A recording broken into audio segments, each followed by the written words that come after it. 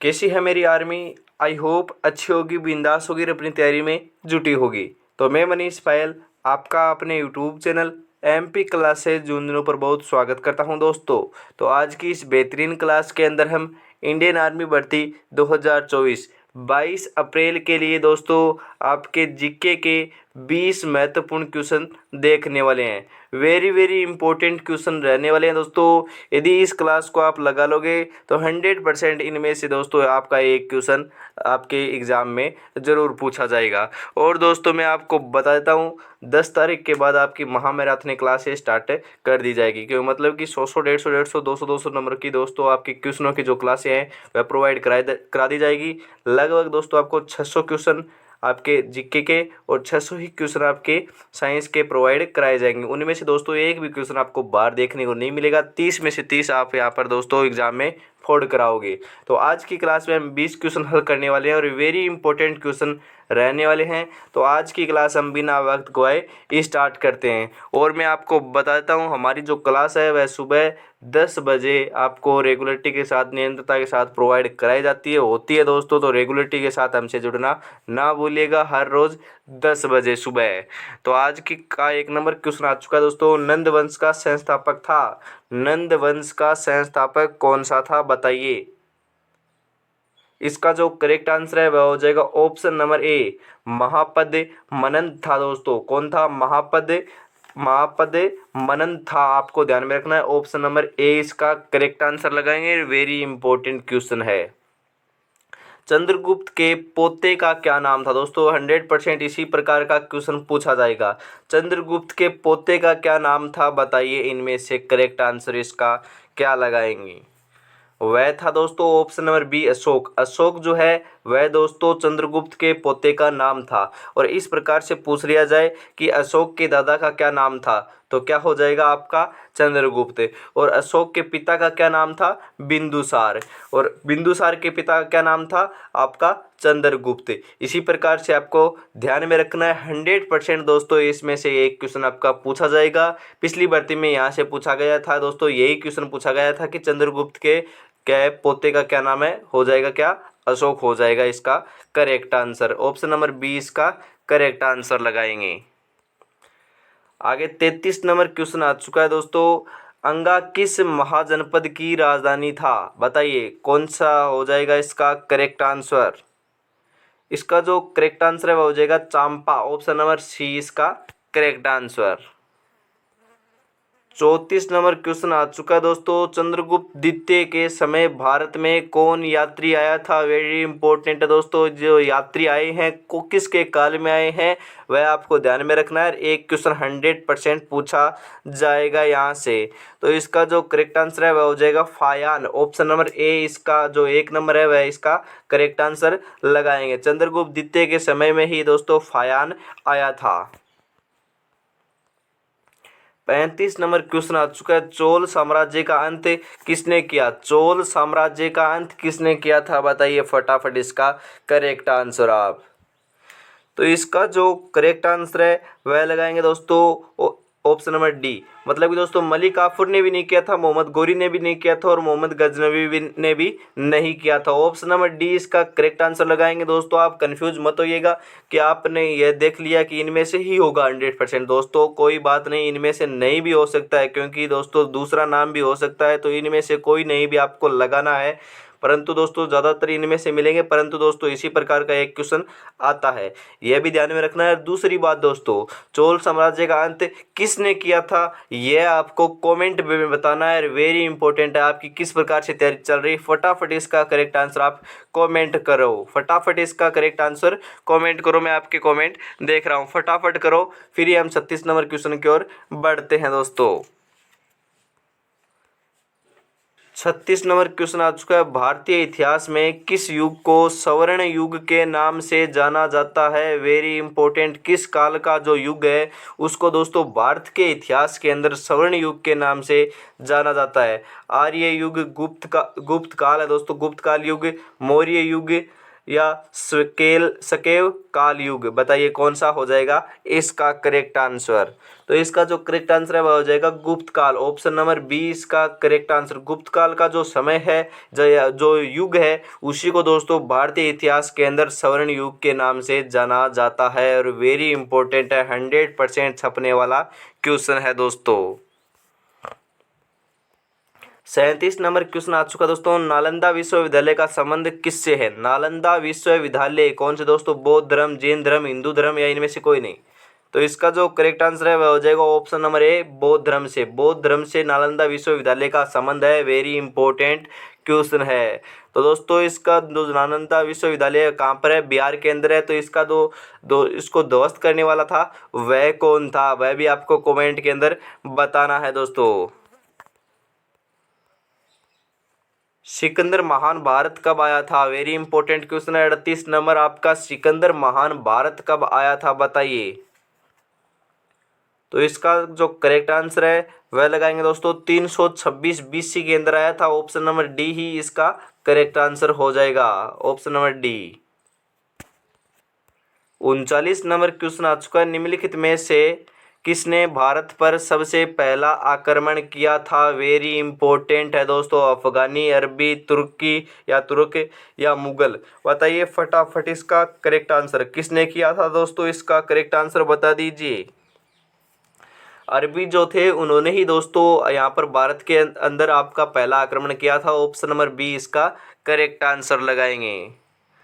40 number question आ चुका है। निम्नलिखित में से सबसे पुराना राजवंश कौन सा है? सबसे पुराना राजवंश कौन सा हो जाएगा दोस्तों? बता दीजिए इनमें से। और वेरी इंपॉर्टेंट क्वेश्चन रहने वाला है आपके लिए।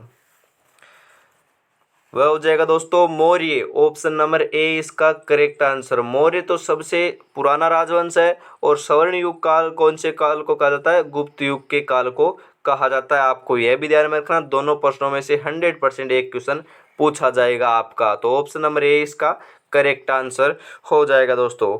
जैसे हीरे को खान से निकालते हैं तब वह बिल्कुल चमक रहित होता है, परंतु जब सोनार उसे तराशता है तब वह चमक उठता है। उसी प्रकार जितनी मेहनत करोगे उतने ही चमकोगे आप। तो मेहनत करते रहो, जज्बे के साथ लगे रहो। वर्दी इस बार बदन के ऊपर होनी चाहिए। आपका एक ही लक्ष्य है, वर्दी बदन पर पाना। तो फटाफट आपको तैयारी में जुटे ही रहना है दोस्तों। 22 अप्रैल तक, 22 अप्रैल ज़्यादा दूर नहीं है दोस्तों, तो आपको ध्यान में रखना है। तो इसी के साथ हम 41 नंबर प्रश्न की ओर बढ़ते हैं। और मैं आपको बता देता हूँ, यदि चैनल पर पहली बार विजिट कर रहे हो तो चैनल को सब्सक्राइब ज़रूर कर लीजिएगा, क्योंकि दोस्तों आपको हर रोज़ सुबह 10 बजे निःशुल्क क्लासें प्रोवाइड कराई जाती है। और मैं आपको बता देता हूं दोस्तों, आपको जो टेस्ट सीरीज लेते हो या दोस्तों महामैराथन क्लास है जो आप बैच से प्रोवाइड करा लेते हो या बैचों से लेते हो, तो मैं आपको बताता हूं आपके लिए दोस्तों रामबाण क्लासेज जो हैं वह दोस्तों आपको 100% निःशुल्क प्रोवाइड कराई जाएगी 10 तारीख के बाद। और उनके अंदर दोस्तों 100 150 200 क्वेश्चन रहेंगे आपकी एग्जाम की दृष्टि से इम्पोर्टेंट। और आपके दोस्तों PYQs क्वेश्चन भी उसके अंदर शामिल किए जाएंगे, क्योंकि दोस्तों PYQs जो क्वेश्चन है उन्हीं में से पेपर बनता है, उन्हीं में से छपता है। तो आपको ध्यान में रखना है। अभी तक आपने क्लास को लाइक नहीं किया, फटाफट क्लास को लाइक करो यार। फिर 41 नंबर क्वेश्चन आ चुका है। प्राचीन भारत में मगध राज्य की राजधानी प्रारंभ में थी। प्राचीन भारत के अंदर बात हो रही है और मगध राज्य की राजधानी वो भी प्रारंभ में कौन सी थी, यह बात हो रही है। तो इसका जो करेक्ट आंसर है वह हो जाएगा राजगीर। ऑप्शन नंबर बी इसका करेक्ट आंसर हो जाएगा। क्या हो जाएगा? ऑप्शन नंबर बी इसका करेक्ट आंसर लगाएंगे। 42 नंबर क्वेश्चन आ चुका है। मौर्य वंश की स्थापना किसने की थी? Very important. मौर्य वंश की स्थापना किसने की थी? फटाफट आप बता दीजिए इसका करेक्ट आंसर। कौन था वह मौर्य साम्राज्य की स्थापना करने वाला? चंद्रगुप्त था। ऑप्शन नंबर सी ही इसका करेक्ट आंसर लगाएंगे। क्या हो जाएगा? चंद्रगुप्त। 43 नंबर क्वेश्चन आ चुका दोस्तों। मौर्य साम्राज्य का समय काल क्या था? Very important. मौर्य साम्राज्य का जो समय काल है वह क्या हो जाएगा? इसका करेक्ट आंसर आप बता दीजिए। वह हो जाएगा दोस्तों 300 BC से लेकर 184 BC। ऑप्शन नंबर बी ही इसका करेक्ट आंसर लगाएंगे। 44 नंबर क्वेश्चन आ चुका दोस्तों, कलिंग युद्ध कब लड़ा गया था? कलिंग का जो युद्ध है वह कब लड़ा गया था, बताइए इसका करेक्ट आंसर।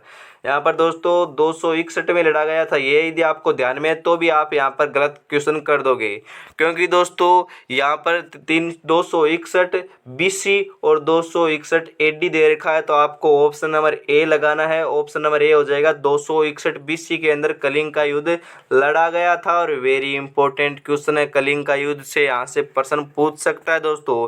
क्विज कौन सा युद्ध कब कब लड़ा गया था, यह सभी आपको देखना है। यहाँ से एक क्वेश्चन 100% आएगा।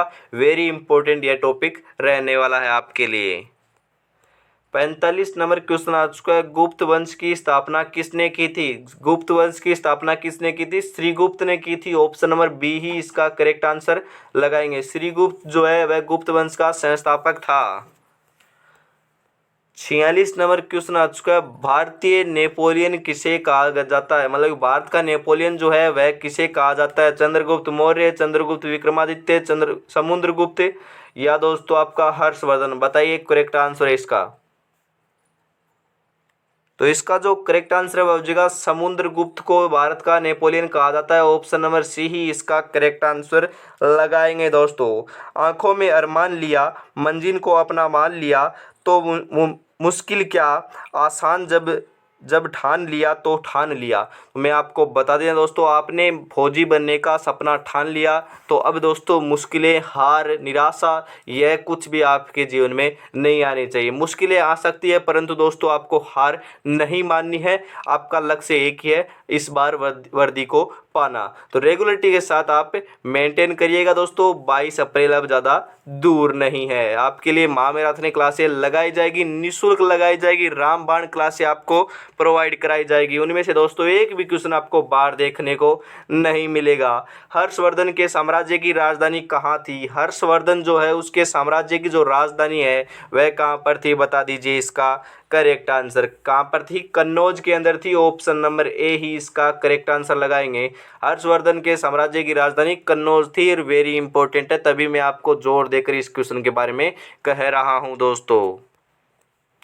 48 नंबर क्वेश्चन आ चुका है, चीन का प्रसिद्ध धार्मिक विद्वान वेनसांग या हेनसांग किसके शासन काल में आया था? हेनसांग जो है वह किसके शासन काल में आया था? वेरी इंपॉर्टेंट है, मैंने आपको फायान बताया था और यहाँ पर हेनसांग आ चुका है। यह दोस्तों जो विदेशी यात्री हैं इनका दोस्तों 100% आने वाला है। ऑप्शन नंबर ए इसका हर्षवर्धन के समय में आया था। कौन आया था? हेनसांग या वेनसांग आया था। और कहाँ का था? चीन का था। यह भी आपको ध्यान में रखना है।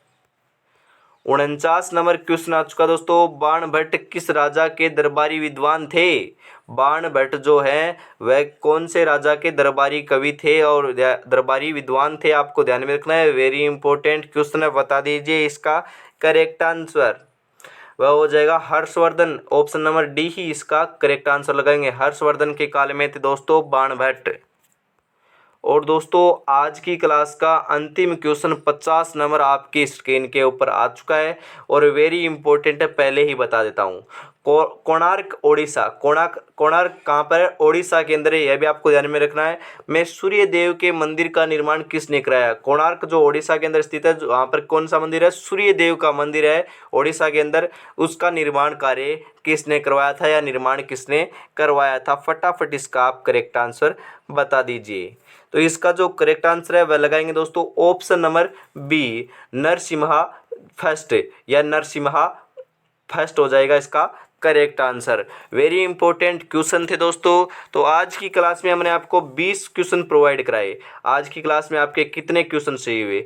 यदि आपके 15 प्लस सही हो रहे हैं तो बहुत अच्छी आपकी तैयारी चल रही है। इसी प्रकार के क्वेश्चन को देखने के लिए चैनल को सब्सक्राइब जरूर कर लीजिएगा। रामबाण क्लासें आने वाली है 100% दोस्तों। 10 तारीख के बाद आपकी लगाई जाएंगी और दोस्तों 6 से 7 क्लासें लगा दी जाएंगी तो आपका पेपर वहीं से क्लियर हो जाएगा। क्योंकि दोस्तों 100 क्वेश्चनों की आपकी क्लासें रहने वाली है। उनमें से दोस्तों एक भी क्वेश्चन आपको बाहर देखने को नहीं मिलेगा। साइंस के क्वेश्चन और आपके जीके के क्वेश्चन। यदि साइंस और जीके के ऊपर आपका रिस्पॉन्स अच्छा आया तो मैथ के भी लगा देंगे, रीजनिंग के भी लगा देंगे। तो फटाफट आपको चैनल को सब्सक्राइब करना है, रेगुलरिटी से हमसे जुड़ना ना भूलिएगा हर रोज़ सुबह 10 बजे।